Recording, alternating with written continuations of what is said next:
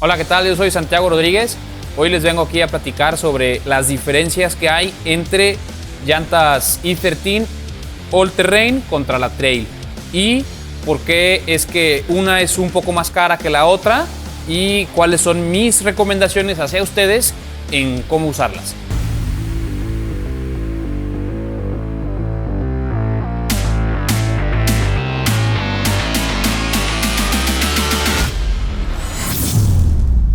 Bueno, aquí en las dos llantas, la All Terrain contra la Trail, vas a notar una gran diferencia en los tacos, ¿sí? Los tacos primero son muy amplios y muy grandes en la All Terrain, ¿sí? Y en la Trail es una llanta como esta, que vienen con tacos mucho más chiquitos, pero más continuos.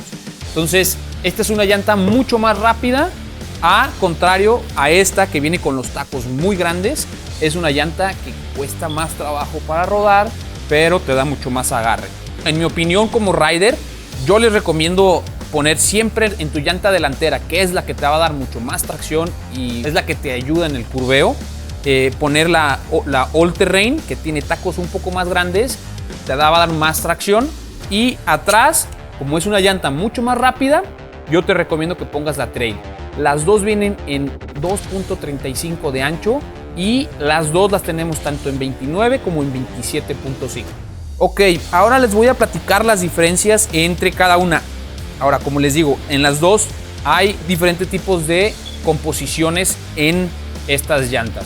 Una es con Aramid Reinforced en los apex, en los puros laterales, y la otra viene con el Aramid Reinforced, pero en toda la llanta.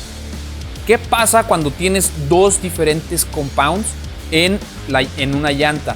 En donde haces que la llanta tenga un poco más suavidad en los laterales y le metes un poco más de rigidez en la parte de arriba. Entonces en el curveo la llanta tiene un poco de flexibilidad.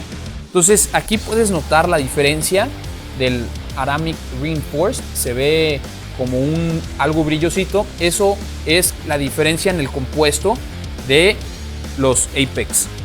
Y bueno, entonces el que es el Single Play Reinforced es una gama un poco más alta a la que tiene nada más el Single Play, que no viene con el Reinforced, por el tema del doble tipo de compuesto.